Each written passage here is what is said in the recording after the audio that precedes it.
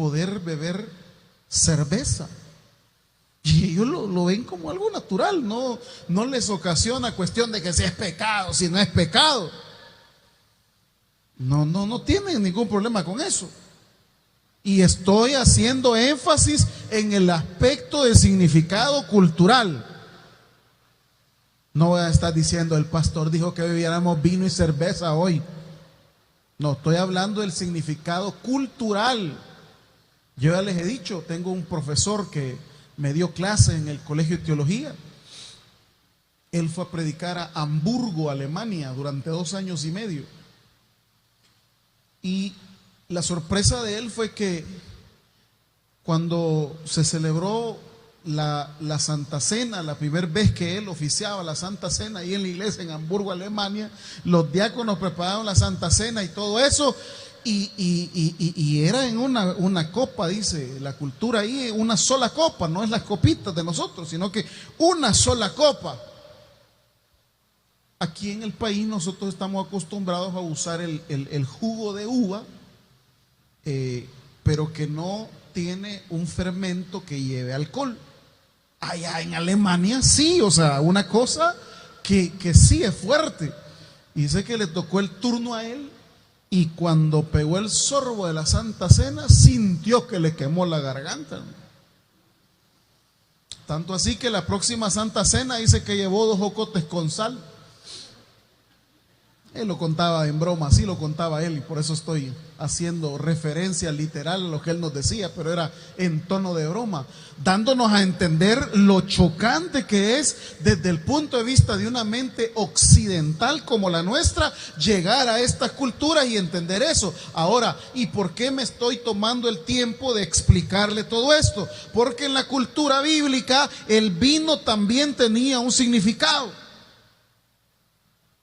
Ya lo dice la carta a los romanos: no os embriaguéis con vino en el cual hay disolución. Y el vino lo compara y dice: antes sed llenos de ¿qué?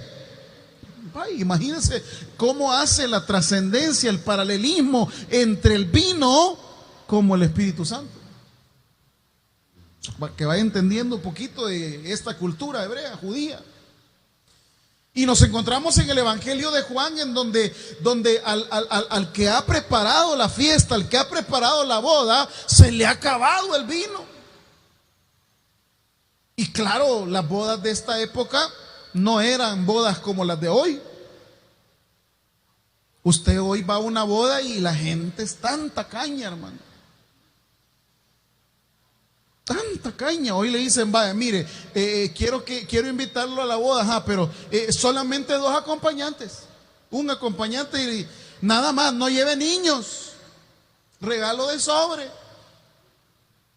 Y cuando ya está en la boda, yo le digo, porque voy a casar a hermano, y ahí me doy cuenta de todo lo que hacen y todo, y de repente comienzan a un par de pancitos y esto y lo otro, y ya de repente comienza: apure que ya nos está acabando la hora del alquiler aquí del local.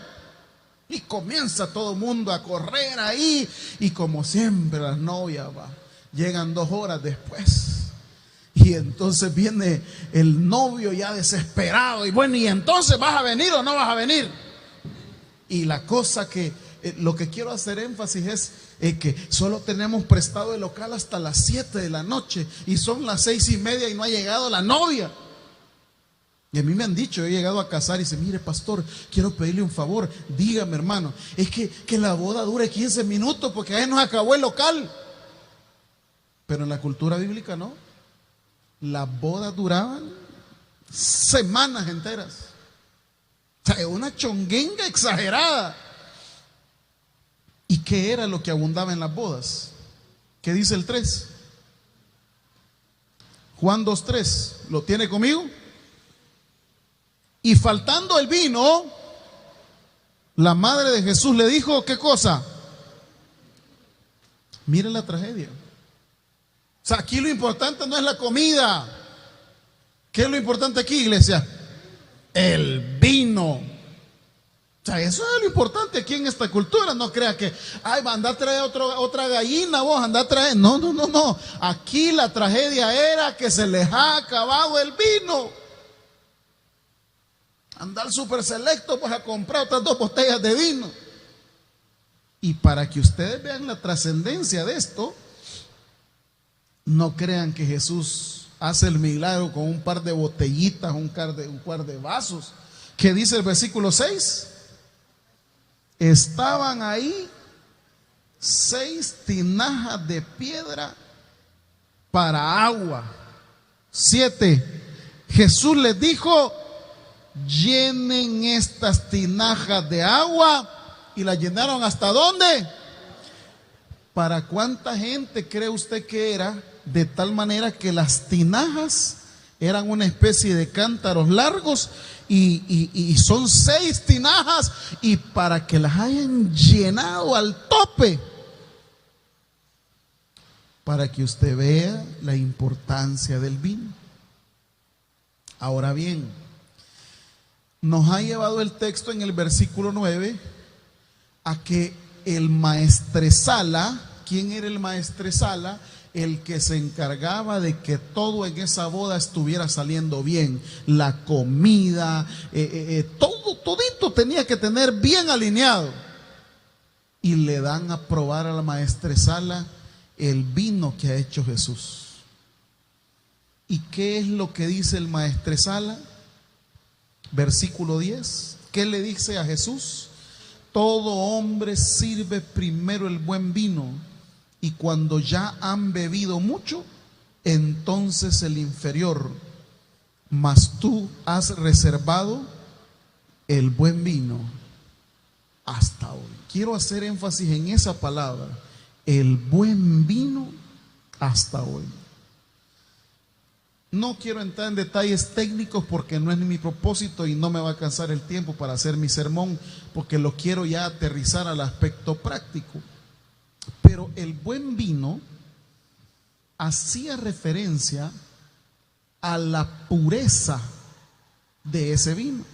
Para que un vino sea bueno, debe tener lo que llaman técnicamente los catadores de vino como digamos, el color, el aroma, la longitud, el peso. O sea, hay una serie de elementos para considerar que lo que se está ingiriendo es buen vino. Y claro, el buen vino no es barato, hermano. El buen vino es carísimo. Carísimo el buen vino. Ahora, ya tenemos el primer elemento del Evangelio de Juan que nos habla del buen vino. Veamos otro texto que también habla de cómo el vino es tan importante para relacionarlo con nosotros. Mateo capítulo 9, miren ustedes, versículo 14. Mateo 9:14. Si lo tienen, me dicen amén. Dice Mateo 9:14. Entonces vinieron a él los discípulos de Juan diciendo: ¿por qué nosotros y los fariseos ayunamos muchas veces y tus discípulos no ayunan? Jesús les dijo: ¿acaso pueden los que están de bodas tener luto entre tanto que el esposo está con ellos? Pero vendrán días cuando el esposo les será quitado, y entonces ayunarán. 16. Nadie pone remiendo de paño nuevo en vestido viejo, porque tal remiendo tira del vestido y se hace peor la rotura. Atención al 17. ¿Qué dice el 17? Ni echan vino nuevo en odres viejos. De otra manera, los odres se rompen y el vino se derrama y los odres se pierden. Pero echan el vino nuevo, ¿en qué cosa? En odres nuevos. Y lo uno y lo otro, ¿qué pasa? En el Evangelio de Mateo 9 dice que el símbolo entonces del Espíritu Santo es el vino. Y ese Espíritu necesita llenar a nosotros que somos los odres. Pero ese odre tiene que también ser nuevo, porque si es un odre viejo, se pierde el vino y se rompe el odre. No sé si me están captando. Es decir, para poder conservar ese vino, necesito también yo permitir que Dios me haga una nueva criatura. De lo contrario, si yo no me vuelvo o no le permito al Espíritu hacerme una nueva criatura, entonces yo no tengo vino nuevo, yo no soy un vino bueno, no soy lo que dice Juan, el mejor vino, sino que soy probablemente el peor vino. Por ejemplo, en nuestra cultura, entre los alcohólicos, saben que la bebida embriagante de menor cuantía o de menor rango es el coche bomba. Que hay gente que se ha intoxicado con esas cosas.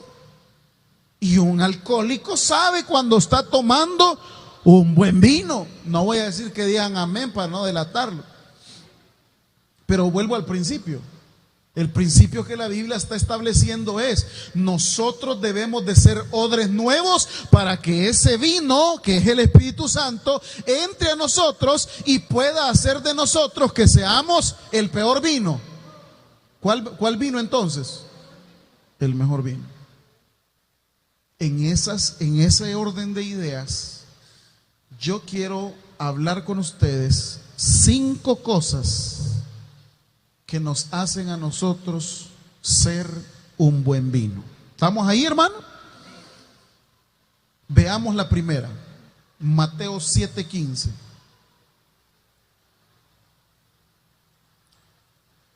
Lo primero que nos hace hacer a nosotros que seamos un buen vino, a usted que le gusta notar, son los frutos que estamos dando. ¿Tiene conmigo Mateo 7:15? Dice la palabra: guardaos de los falsos profetas que vienen a vosotros con vestidos de ovejas, pero por dentro son lobos rapaces. 16. ¿Qué dice, iglesia? Por sus frutos los conoceréis. ¿Acaso se recogen uvas de los espinos o higos de los abrojos? Así, todo buen árbol que da, pero el árbol malo da. No puede el buen árbol dar malos frutos, ni el árbol malo dar frutos buenos. Todo árbol que no da buen fruto es cortado y echado en el fuego. Quiero que lea el 20 conmigo. Así que, no le oigo, así que, primer elemento para poder decir que soy el buen vino, ¿qué cosa es? Los frutos que yo estoy. ¿Cuáles son los frutos que usted está dando? Yo quiero responderle al Señor por los frutos que yo estoy dando. Y los frutos que yo esté dando deben de estar a la altura de ser un buen vino. Porque hay gente que hasta el día de hoy piensa que ser creyente solamente tiene que ver con la vestimenta, solamente tiene que ver con llegar al culto, solamente tiene que ver con servir en algún ministerio, cuando en realidad lo que Dios está diciendo es que si yo soy un buen vino, entonces debo demostrarlo por los frutos que yo le estoy dando a Dios. ¿Cuáles son los frutos que usted le está dando a Dios? Si yo no le estoy dando buenos frutos, la Biblia dice que todo árbol que no da buen fruto, ¿qué va a pasar? Es cortado y echado. Pastor, pero es que yo estoy dando malos frutos. Entonces, ¿seré un buen árbol o un mal árbol? Un mal árbol. Porque no puede dar un árbol bueno frutos malos, ni puede un árbol malo dar frutos buenos. Entonces, para que yo sea el buen vino, necesito dar buenos frutos. O como dirá el Juan Bautista, que debemos de hacer frutos dignos del arrepentimiento. Y esto nos pone contra la pared. Si yo no estoy dando buenos frutos, valdría la pena que esta tarde reconozca a Cristo como mi Señor y Salvador personal. Porque el Señor me dice que no puedo seguir siendo el mismo odre viejo. Por eso Corintios dirá: mas aquel que está en Cristo sigue siendo la misma vieja criatura. ¿Qué dice Corintios? Todo el que está en Cristo, nueva criatura es. Las cosas viejas pasaron y aquí que Él las ha hecho todas nuevas. ¿Cómo yo sé entonces que soy un buen vino? Cuando yo estoy dando buenos frutos. Y no los doy para que el pastor me felicite, no los doy para que la iglesia me reconozca, no los doy para que la familia se alegre, no los doy para poder darle envidia a los demás. Si estoy dando frutos buenos, es para gloria y honra de nuestro Dios. Y así se demuestra el que soy un buen vino, gloria al Señor. Segunda evidencia de que yo soy un buen vino, Mateo 7:21. Dice de la siguiente manera: no todo el que me dice Señor, Señor entrará en el reino de los cielos, sino el que, ¿qué cosa? Hace la voluntad de mi Padre que está ¿dónde? La segunda evidencia que yo soy un buen vino es que no hago mi voluntad. Intento todos los días hacer la voluntad del Padre que está en los cielos. Claro, esto no es fácil, porque el ser humano está lleno de una arrogancia que siempre quiere ser autosuficiente, que siempre quiere hacer las cosas a su manera. Pero si yo soy un buen vino, ya no hago mi voluntad, sino que intento hacer la voluntad del Padre.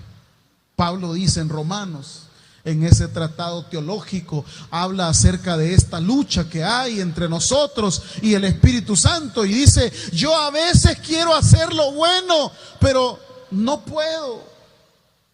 Mi cuerpo siempre me pide hacer lo malo. El Espíritu me dice que haga lo bueno, pero la carne me llama que haga lo malo. ¿Y cuál es la voluntad de Dios? ¿Que yo haga lo que mi carne me pide? La voluntad de Dios es que yo haga lo que el Espíritu me está diciendo. No para coartarme ni hacerme infeliz. El Espíritu quiere que yo haga la voluntad del Padre para vivir siempre bendecido y yo también convertirme en un buen vino. Entonces ya llevamos dos evidencias de que yo soy un buen vino. Primero, los frutos que estamos dando. Segundo, que si hago la voluntad del Padre que está en los cielos. Tercera evidencia de que yo soy un buen vino, Mateo 5:38.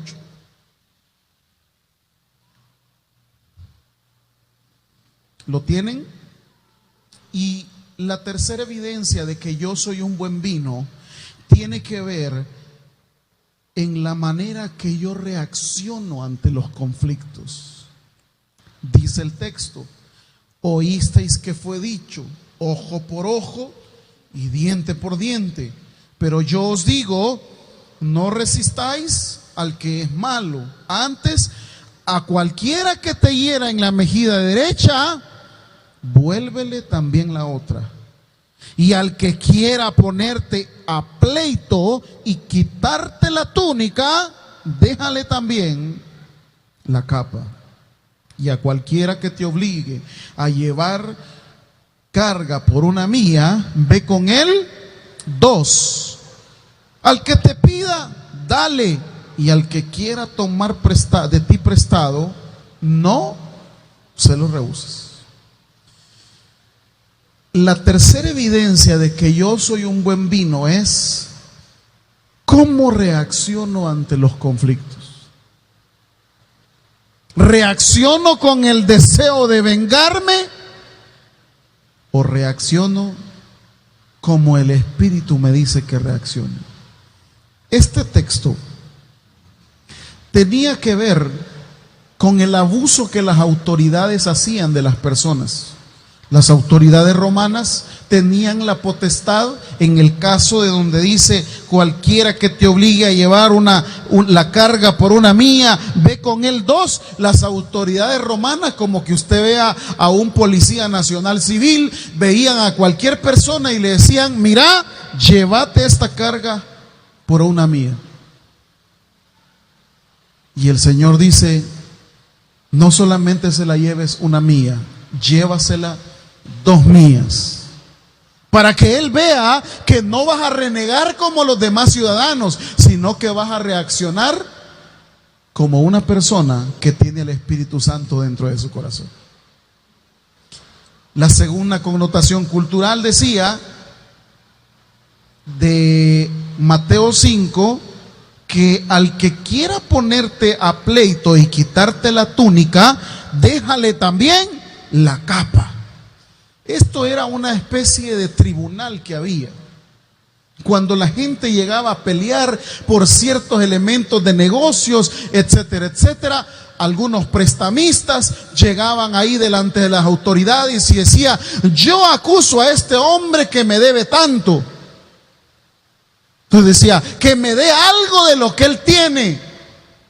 Pero aquí el texto dice que no solamente la túnica había que darle, sino que también, ¿qué cosa? Y esto era bien peculiar, fíjense, porque aunque nuestra mentalidad lo puede ver como algo obsceno, esto era una denuncia a la injusticia que había. Era que una persona llegaba ante el tribunal, estaba el que lo había demandado y le decía: mire, este hombre me debe tanto. En realidad quizás probablemente ya le había pagado todo, pero para demostrar que él no era como todos los demás, le dice la Biblia: no solamente le des tu vestido, esa era la túnica. Era así, precisamente, era un vestido de un solo corte, y encima tenían una capa.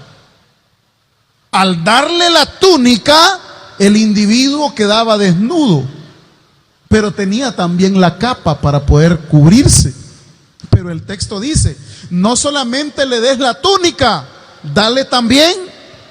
¿Cómo cree que salía ese hombre de ese tribunal? Desnudo. Y como le repito, dentro del contexto sociocultural, esto era una denuncia a las injusticias que hacían. Entonces, cuando ese individuo salía desnudo, era una cosa de: qué barbaridad, los jueces están a favor del injusto. Pero como el individuo tiene el buen vino, sabe que su pleito no lo pelea los jueces terrenales, sabe que su juez es Dios y él va a pelear sus batallas. Ese es el buen vino. Gloria al Señor. Y la tercera connotación de cómo reaccionar ante los conflictos es: si te pegan en una mejilla, vuélvela también la otra. Pero pareciera que este texto no está en algunas Biblias de nosotros, hermanos, porque como dicen, hay hermanos que son bien boncheros, dice, solo pleito busca. Mira la hermanita que está a su lado, pleitista, mano. Pero si usted tiene el buen vino, hermanita y hermanito, su reacción ante los conflictos no va a ser para continuar la guerra, porque usted no adora a un Dios de guerra, usted adora al príncipe de paz, y usted también tiene que ser alguien pacífico. Ese es el buen vino. El buen vino es cuando yo reacciono lo contrario a lo que la gente espera. El buen vino es cuando yo reacciono ante un problema, aunque yo no tenga la culpa, aceptando la culpa. El buen vino que habita en mí me hace que si una persona me ofende, yo no reacciono violentamente ni reacciono peor. Es más, Aunque la gente deba pedirme perdón a mí, la Biblia me dice que el que tiene que pedir perdón soy yo. ¿Cómo se le ocurre, pastor? Si esa señora es la que ha hablado de mí, vaya a pedirle perdón, porque si ella ha hablado mal de usted, probablemente usted algún día le hizo algo para que lo trate de esa forma. ¿Están entendiendo, hermanos? Ese es el buen vino. El buen vino es cuando me reclaman y me dicen cosas para que yo me exaspere, para que yo reviente. Pero el problema es que ya no vivo yo, sino que Cristo vive en mí. El problema es que si yo soy un buen vino, por mucho hermano provocador que esté en la iglesia, a mí nadie me saca de las cabales. Por mucho hermano que me quiera hacer daño, pues yo sé que el Señor es el que me protege y yo no reacciono, sino que le dejo la venganza a Él y yo siempre vivo feliz, porque soy el buen vino. Cuarta connotación, porque el tiempo se me está acabando. Versículo 43 al 48 de Mateo 5. Dice así: oísteis que fue dicho, amarás a tu prójimo y aborrecerás a tu enemigo. Pero yo os digo, quiero que lean eso conmigo, ¿qué les dice el Señor? Amad a vuestros enemigos, bendecid a los que os maldicen, haced el bien a los que aborrecen y orad por los que os ultrajan y os persiguen. ¿Le puso atención a ese texto? Lo volvemos a leer. Porque si un hermanito viene aquí a la iglesia y pastor me lleva en oración, y ese hermanito es maravilloso, ha sido una persona que se ha ganado el corazón de la gente, es alguien pacífico, es alguien ejemplar con buen testimonio, hombre, no solamente voy a orar por el hermanito, sino que hasta voy a hacer un ayuno, y no solamente eso, voy a promover una vigilia para pedir por lo que él está pasando. Porque supuestamente el hermanito se merece mi intercesión. Ojo a esto. Pero ¿y con aquel que es mi enemigo? ¿Con aquel que me ha ultrajado? ¿Con la señora vecina que me bota la basura ahí en mi acera? ¿Con la vecina que tiene animales y permite que vayan a hacer sus necesidades enfrente a mi casa y yo le dije varias veces? Dice la Biblia, es bien fácil orar por los hermanos. Anda a orar por tus enemigos. ¿Cómo? Intercede por los que te ultrajan. ¿Cómo? Sí, los que te aborrecen, por ellos orá. Qué tremendo, hermano. Versículo 45. ¿Para qué hay que hacer todo eso? Dice el texto. Para que seáis hijos de vuestro Padre que está en los cielos, que hace salir su sol sobre malos, sobre buenos, y hace llover sobre justos e injustos. Porque si amáis a los que os aman, ¿qué recompensa tendréis? ¿No hacen también lo mismo los publicanos? Y si saludáis a vuestros hermanos solamente, ¿qué hacéis de más?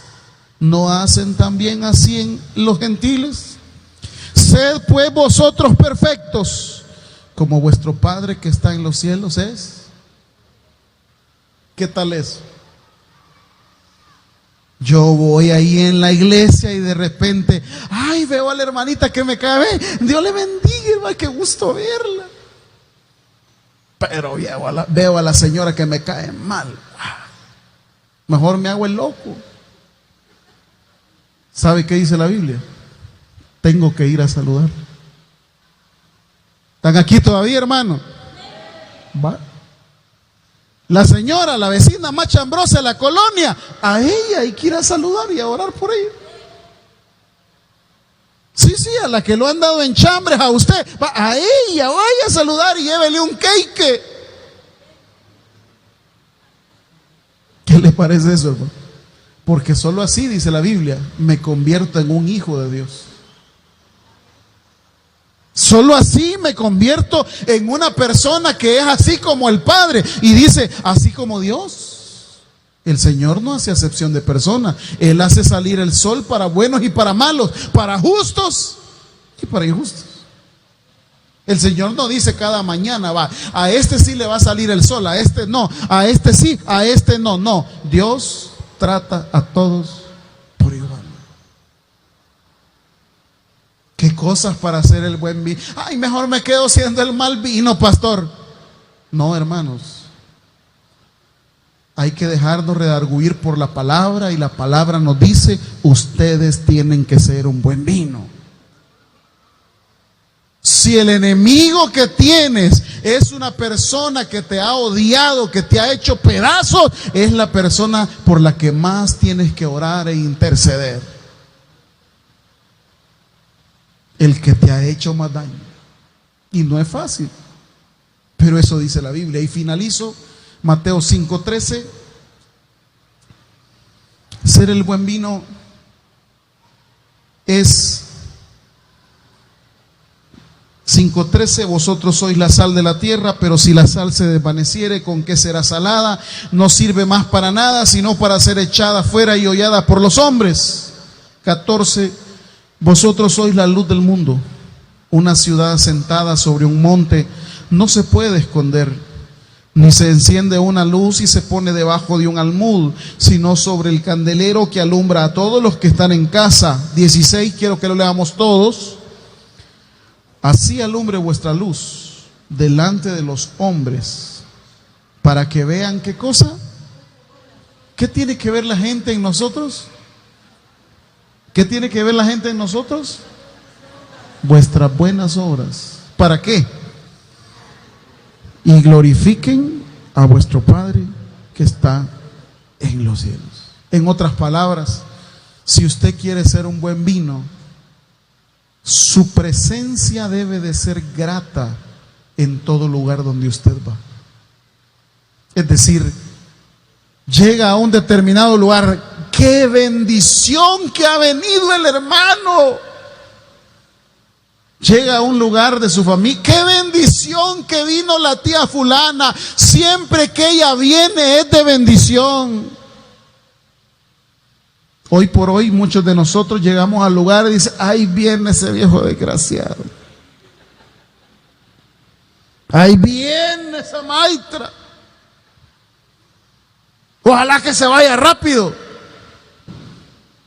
Porque no estamos siendo luz, porque no estamos siendo buen vino.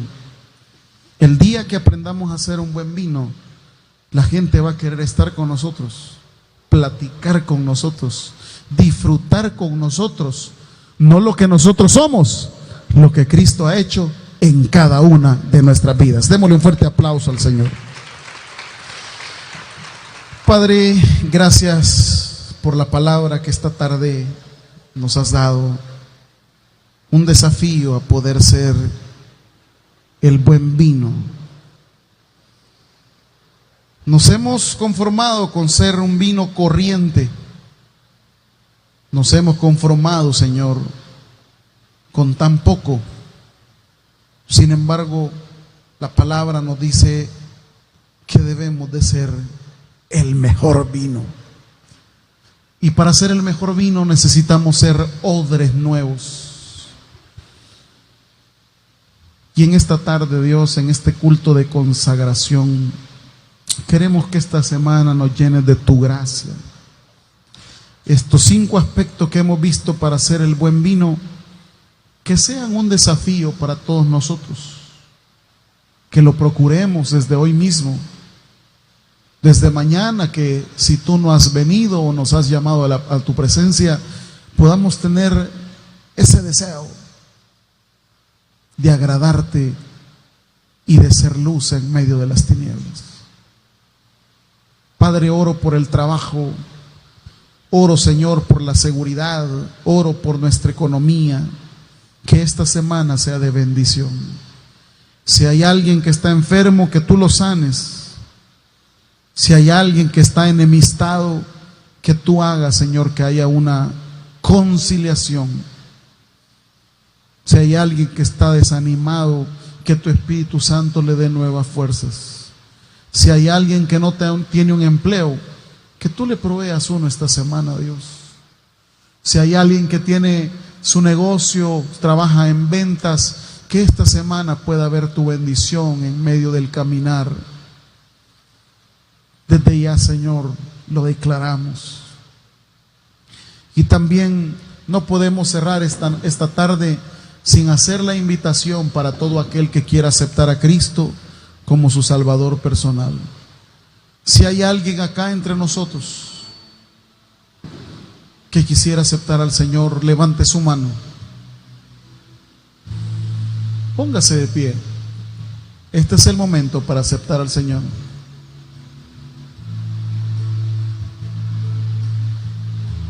Acepte a Cristo.